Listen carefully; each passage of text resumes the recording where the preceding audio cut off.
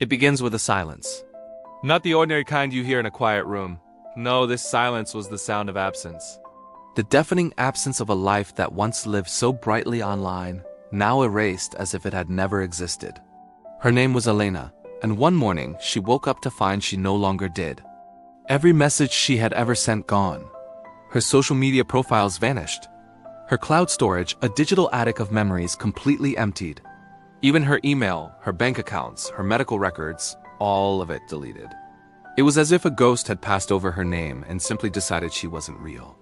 But Elena was real, and what happened to her could happen to any one of us. Think about it. In the early days of the internet, we saw it as a tool, a playground, a new way to share. But over time, it became something else entirely, a mirror of who we are. Every photo, every password, every late-night search, every cherished memory, it all built a digital twin of ourselves living in the cloud, floating above us, quietly recording our lives. And one day, a hacker decided to kill Elena's twin. It all started so small, so innocently. A strange login alert at midnight, a password reset email that looked, well, ordinary. She ignored it. Who wouldn't? We get dozens of alerts and spam emails just like that every single month. But by dawn, the nightmare began. Her phone wouldn't unlock. Her banking app wouldn't recognize her fingerprint. And when she tried to log into her Facebook account, the screen gave her a chillingly simple message. This account does not exist. Just imagine that for a second. Being erased. Not just blocked. Not suspended. Erased. When we spoke with digital forensics experts, they told us something that sent a shiver down my spine. To completely destroy a person as online identity, you don't need to be a programming genius. You just need two things: patience and the smallest crack in their digital armor. A reused password here. A forgotten recovery email there. One wrong click on a sophisticated phishing link, that's all it takes. And once that door is open, a malicious hacker doesn't just steal your data. They overwrite it.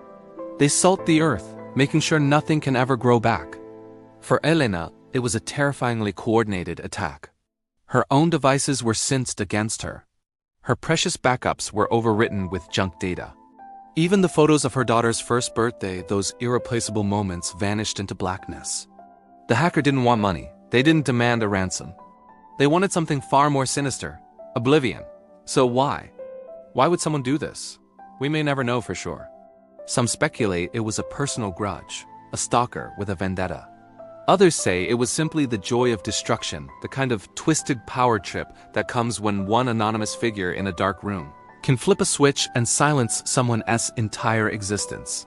But there's another theory, one that's even more terrifying. An expert told me, sometimes hackers don't target the wealthy or the famous. They target the ordinary, because that's where the real terror lies. If the average person can be deleted, then no one is safe. Elena tried to fight back. She went to the police, but they just shrugged, unsure of what to do. She called her bank, and they froze what was left of her account, locking her out. She begged the tech giants, Google, Meta, Microsoft. But each reply was the same automated, heartless message. We're sorry. We can't verify your identity, because that's the cruel, twisted irony of being deleted. The very systems that once recognized you, that once invited you in with a password and a friendly smile, now deny you completely. Without your data, you are no one. For months, she lived like a shadow. Friends couldn't find her online to invite her to gatherings. Potential employers couldn't confirm her resume. Even her landlord grew suspicious when her rent payment emails bounced back as undeliverable. In a world where our identity is increasingly digital, the loss of it feels like death by 1,000 cuts. But here's where the story takes a strange turn.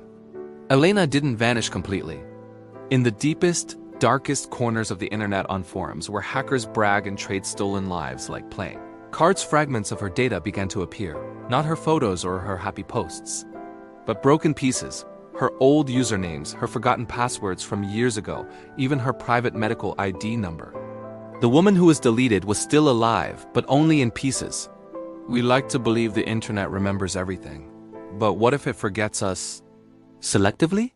What if your very existence could be rewritten by someone else's keystroke?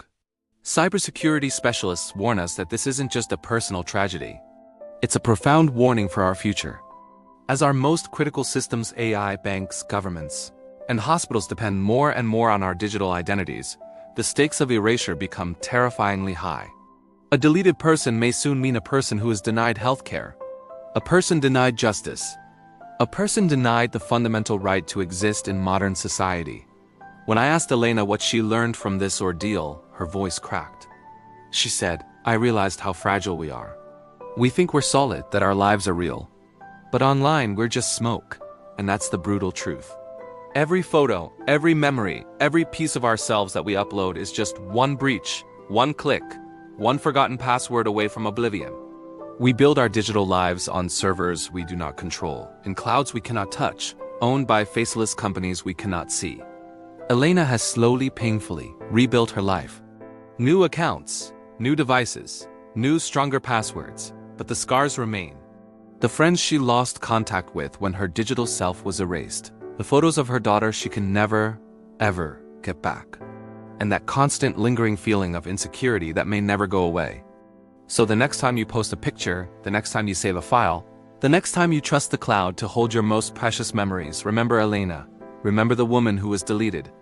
And ask yourself this question: if tomorrow your digital self disappeared, who would be left to remember you? Thank you so much for watching. If this story made you think, please hit that like button and subscribe for more deep dives into the hidden side of our digital world. Stay safe out there.